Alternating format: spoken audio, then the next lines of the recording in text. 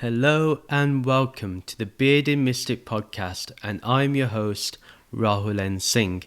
Thank you for joining today and for taking out the time to either watch or listen to this podcast. We're continuing on with our thoughts on the Bhagavad Gita, and we've now entered the 11th episode. Today we will be discussing chapter 2, verses 44 to verses 46. Verse 44, for those attached to enjoying material pleasures, their immortal potential is distorted and stolen away. As a result, they do not have the discernment to see their Atma or taste the greater pleasures of the highest states of Transcendental Samadhi. There's a lot to unpack with this verse. As we know, material pleasures belong to the body and to the mind, and pleasure and power keeps us focused on those very basic carnal desires. They don't allow us to progress further in the spiritual journey. Here it is said that the immortal potential is stolen away. It is distorted. It's not destroyed, it's just distorted. So we have to also remember the key nuances in the language.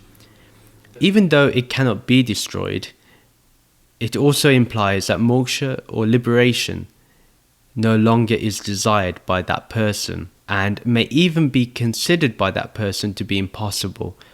For example, you will see many people, if you ask them about moksha mukti, liberation, they would talk about it as if it will happen in some future life. They will always turn around and say, this is not the life that I'm going to attain mukti. They will turn around and say, I have to live more lives. Where have they got this belief from? They don't even know where it's originated from. Mukti has to be done in the very present life that you're in. Nobody knows whether you live 7 lives or 10 lives or 13 or 50.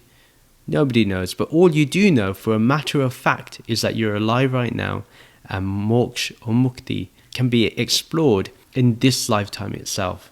Those that believe that they are this body and this mind and they have to go through this continuous cycle, they will always feel that mukti is not for them. It's a path that is not available to them. When vivek disappears, discernment disappears, then we no longer view things as the Atma, and our desires are just for power and pleasure. We forget what is real, we forget what is Sat. Once that happens, we no longer associate with the Atma, when we only want power and pleasure. And what Shri Krishna is talking about, if you remember from the previous episode, it was talking about the flowery language of the Vedas. So mainly talking about the karma kand aspect, the rituals. What tends to happen is, as we are people who would like a better life, we think life can only be better if we have more things, or if we have more happiness, or if we are more powerful, then people will listen to us. What Krishna really wants us to know is that our immortal potential, which is to attain moksha, that is distorted and stolen away from us because we believe that this body will go through cycles again and again. Obviously, vivek disappears when we no longer view things as the Atma. And even deeper than that is we go away from meditation. We move away from entering that state of Samadhi. And here Krishna talks about Transcendental Samadhi. What are we transcending?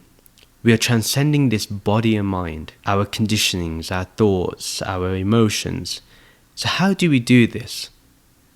We do this by focusing on Brahman, the Atma.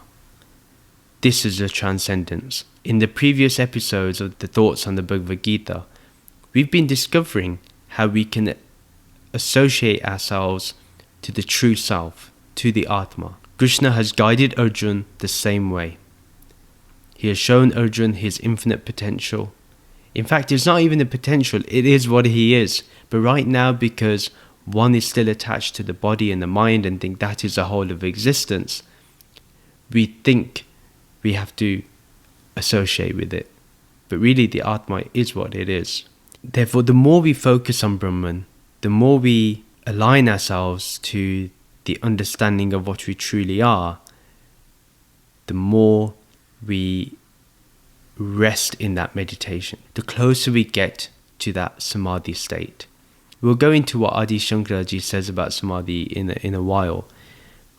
If we really truly want to meditate, then we must transcend our body and mind and enter our true self, this Atma, this Brahman.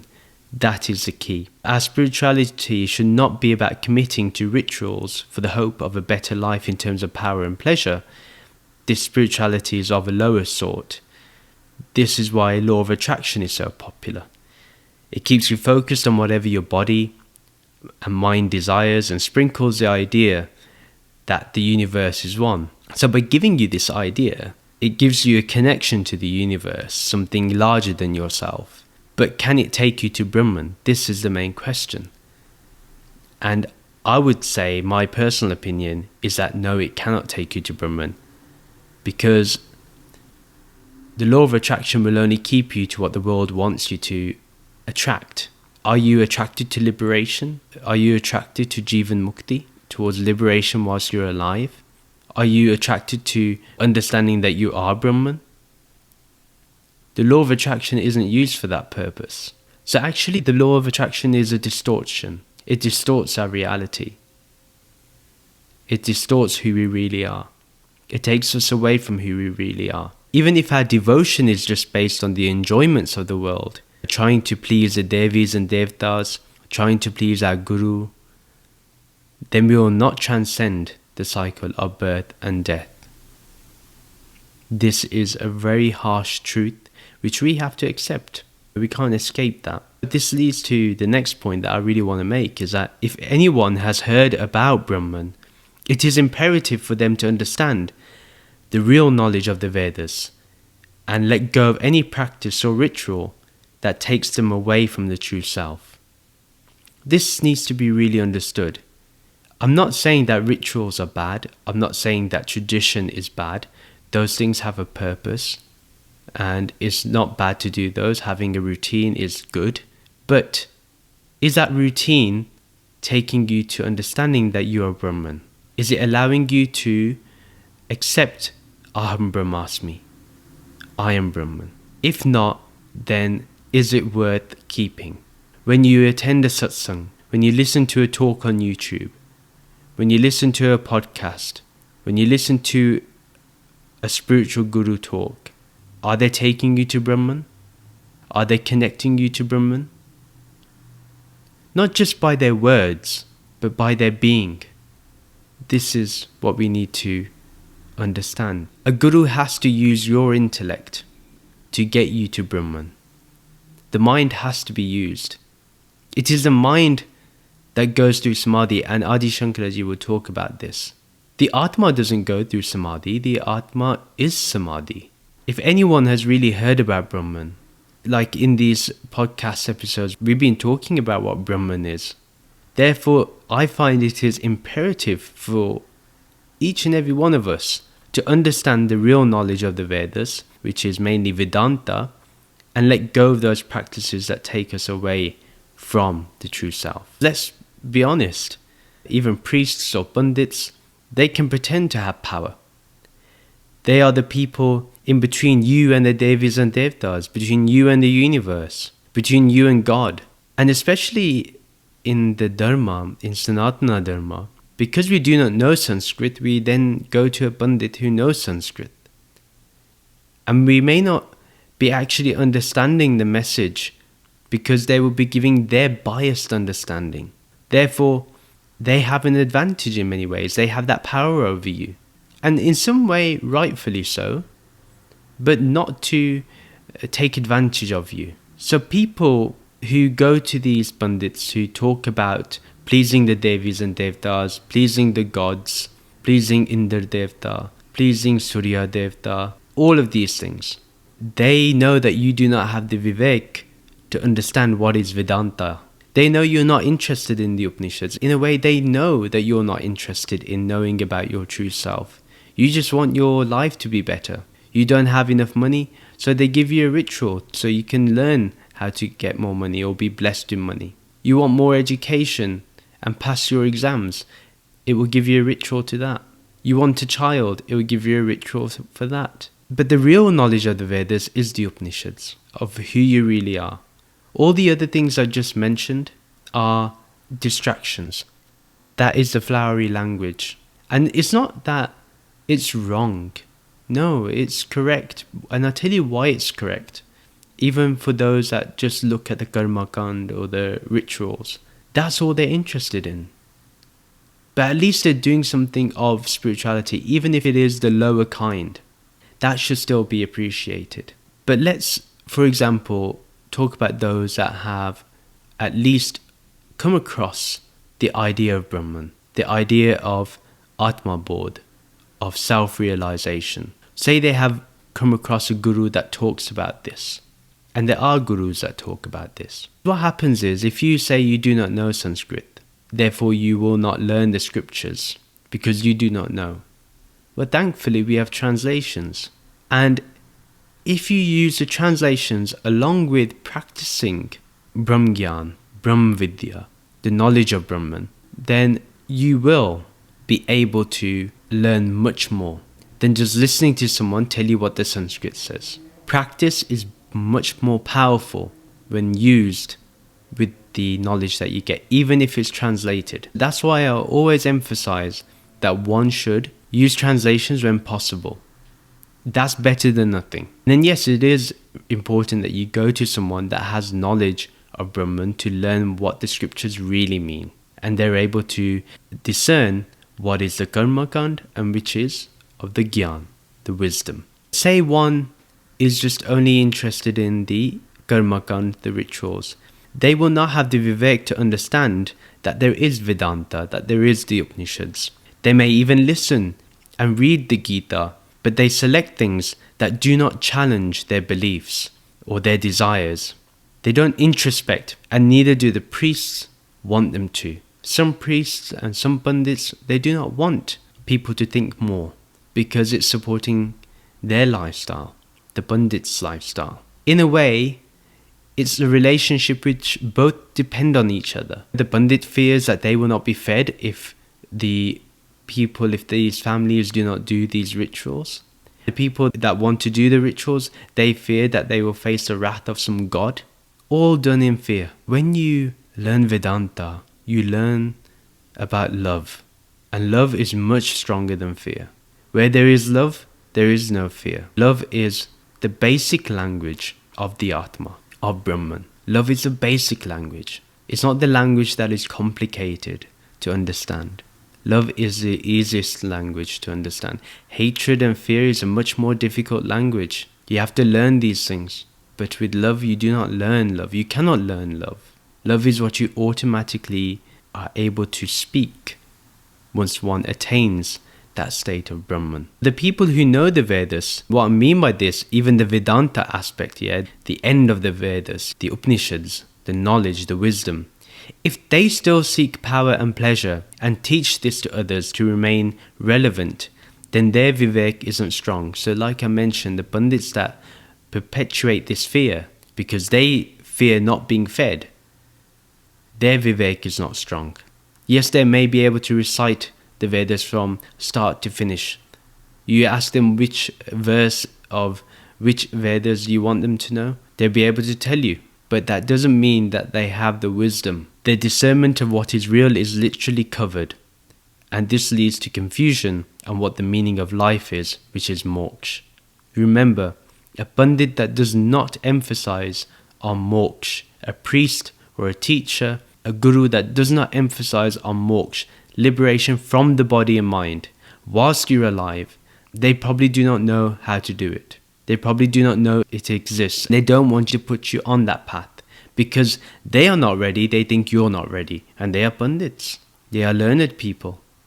And they are not ready for moksha. So why would you, a mere householder who does not know Sanskrit? This is the power that Krishna is talking about. The political power. The meaning of life is simply moksha, mukti, liberation. This is what we need to try to discover in our life. To strengthen our meditation, we need to strengthen our vivek. And we have established this in previous episodes, that our vivek is strengthened once it knows what is sat, what is real, and what is asat, unreal. In this wisdom, it knows Brahman and meditates on Brahman. this mind steadies itself and calms down, and we can find that it transcends, and that person becomes Jivan Mukt, liberated whilst living. Adi Shankaraji explains that Samadhi is that everything in the world reaches your mind alone. The sense objects you experience, the entire world that is in front of you is experienced by you. The eyes may be open and seeing, but what they see has to reach the mind before any seeing actually takes place. So Samadhi is in the mind. Again, what needs to take place in the mind is the knowledge of Brahman, the real, the Atma. This then is what Samadhi is. Even before your mind acknowledges what it sees as an object, it sees Brahman before that. Then it sees the Nama and Rup, the name and form. This is the key. See Brahman, then the name and form, then back to Brahman. And we can attain this avastha, this state of being, by meditating.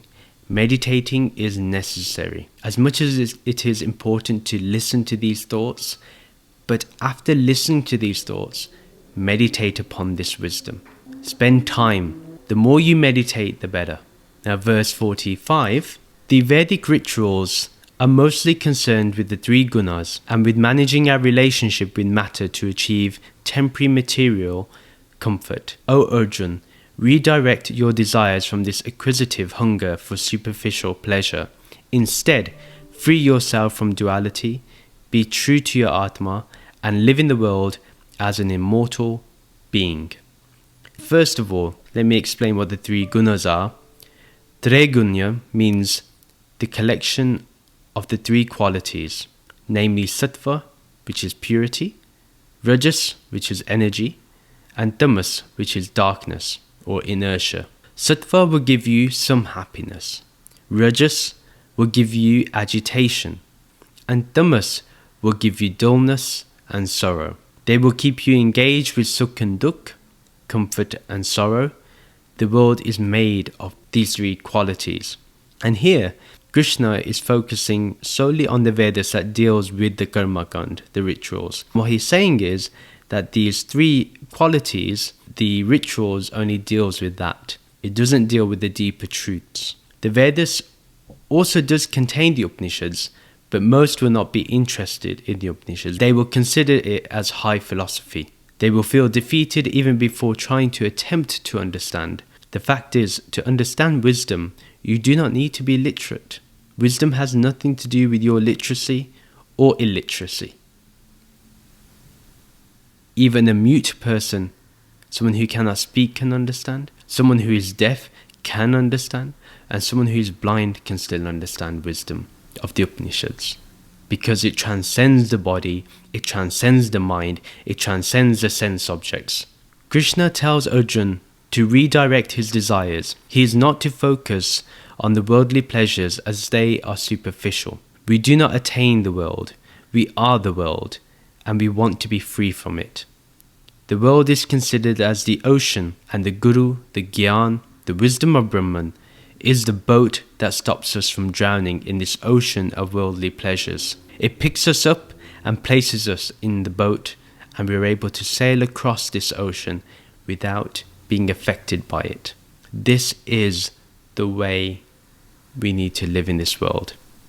This is the instruction given by Krishna.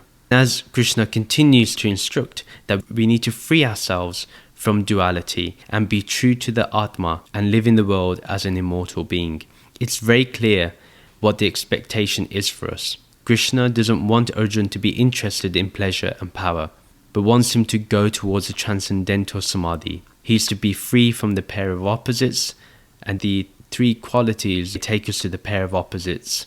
We need to be free from pain and pleasure, cold and heat, victory and defeat. The reason for this is because even if there is happiness in one thing, sadness either follows or it is hidden within that one happiness. So if there is happiness in one thing, we have to understand that either sadness will follow or sadness is hidden within that happiness if we are to have worldly happiness. Adi Shankaraji guides us to become established in the quality of sattva as much as possible, of purity, and that person is Niryog Sema. That means always without the desire for protection and acquisition for more wealth. Yoga means acquisition of what one has, and Sema means the protection of what one has. So when we say Niryog Sema, it means that that person is beyond the acquisition of what one has, and then is not bothered with the protection of what one has. That person who is Yogasema is constantly thinking of acquiring more and looking for the protection of what they have, of what they possess. Therefore, it will be very difficult for them to seek liberation. This is very important to understand, because anyone that thinks of acquiring more and then protecting what they've acquired, they're never going to be thinking about mukti. They're never going to be thinking about liberation. It's going to be a faraway thing for them, because they've got to protect what they have. What Krishna is guiding Arjuna is to be Niryogsema, to be beyond acquiring more and protecting what one has acquired. One needs to be beyond those things. The mind that wants to go for liberation will be one that is able to be beyond these worldly matters like acquisition, power and pleasure. They live a balanced life, hence ready for liberation. And Krishna gives Arjuna the blessing to be free from yoga and sema, acquisition and protection of what one has. The guidance from Krishna to Arjuna is to be true to himself, to master his own self, which is this Atma, this immortal being. And this is the message that Krishna is also giving to us, that we need to be true to ourselves and we need to master ourselves. And that is the Atma. Atma here, as Adi Shankaraji tells us, does not necessarily just mean that which we already are as we understand. We can only be Sat, what is real. Here Krishna is saying that be true to your body and your mind and your senses. You have these things, but remember that they must not control you. You are the master, they are here to serve you.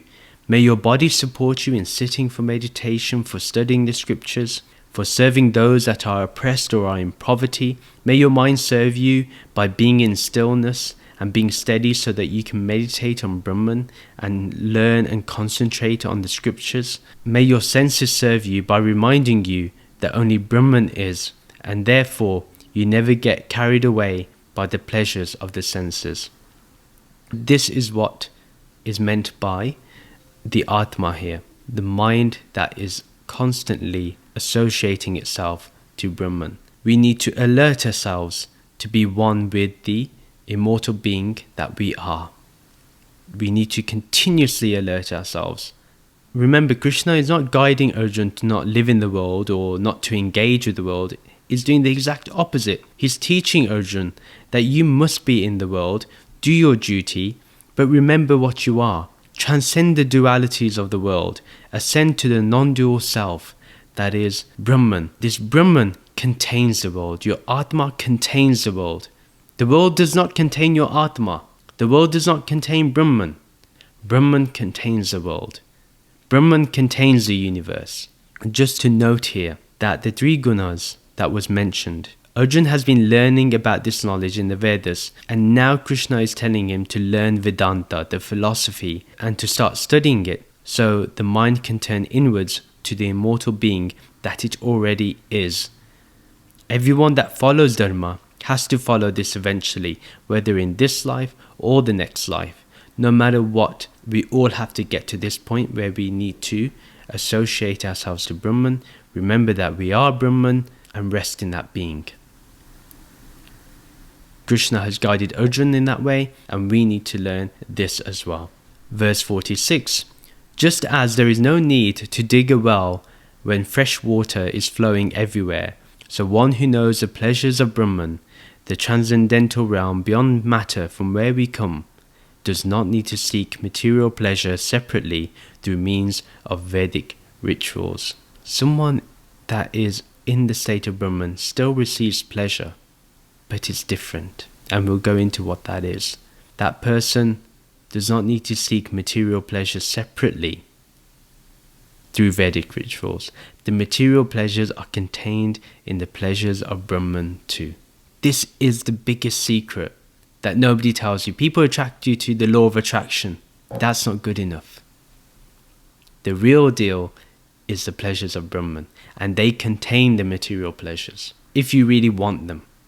If you do not want them and they don't interest you, you're not going to care about it. The imagery here is very clear that there is no need to dig a well or make a reservoir when there is fresh water flowing all around you. It's everywhere. It'd be really silly to do so, as you're surrounded by flowing water that is fresh, crisp and fulfilling. Likewise, that person who knows Brahman, who knows the self, that transcendental realm beyond matter from where we come, does not need to seek material pleasures through Vedic rituals.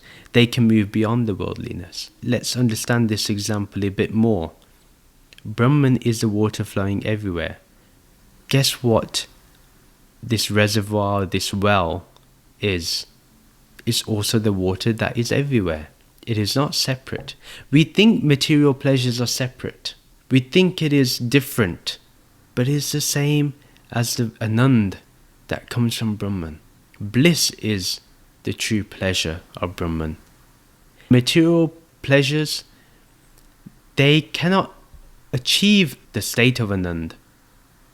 But Anand is within those. Only the one that understands Brahman understands this. So let's understand this more.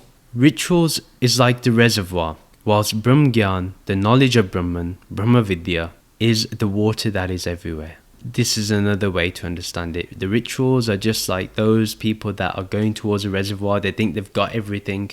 They drank amazing water.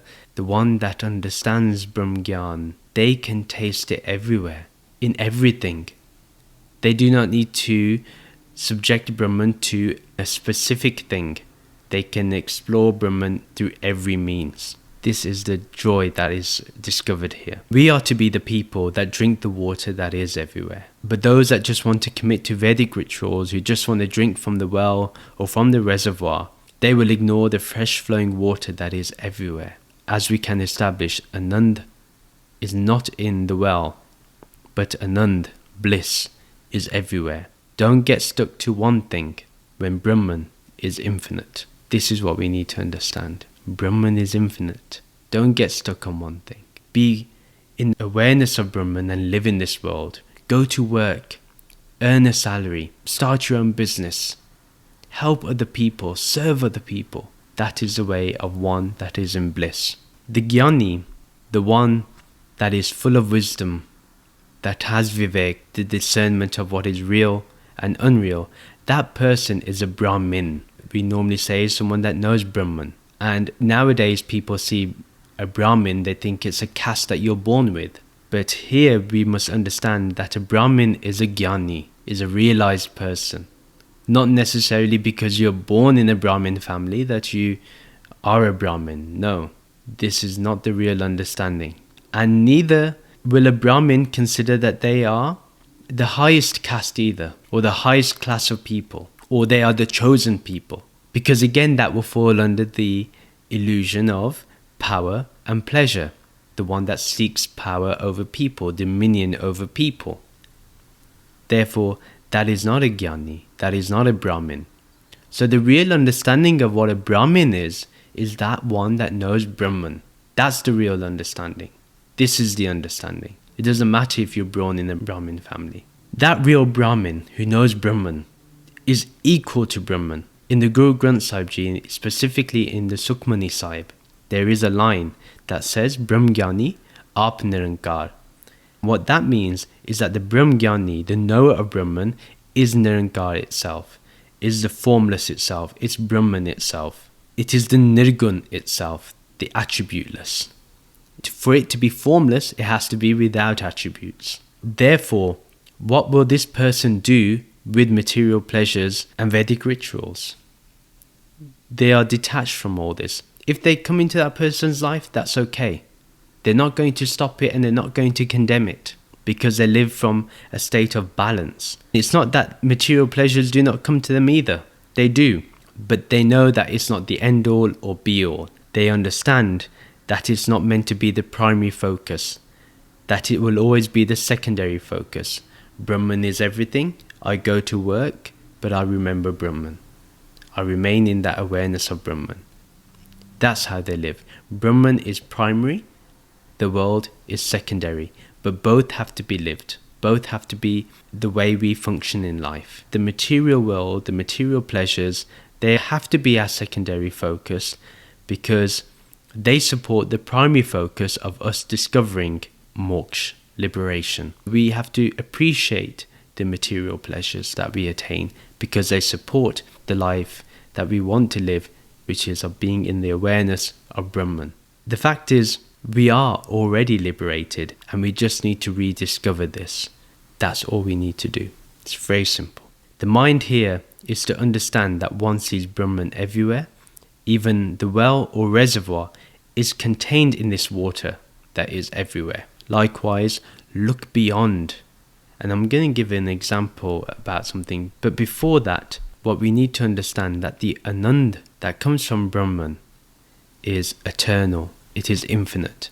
This Anand is uncreated, just like Brahman. So once you attain Brahman, you attain that Anand all the time.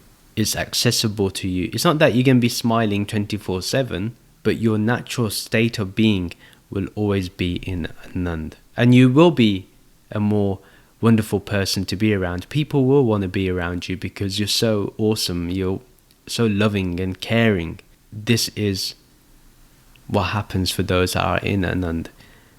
Going back to the point that I want to make now about someone that is in the well or reservoir and they cannot see that the water is everywhere. My guru used to give an example in his discourses of a frog that was stuck in a well, and the frog would only see a portion of the sky and thought that was everything.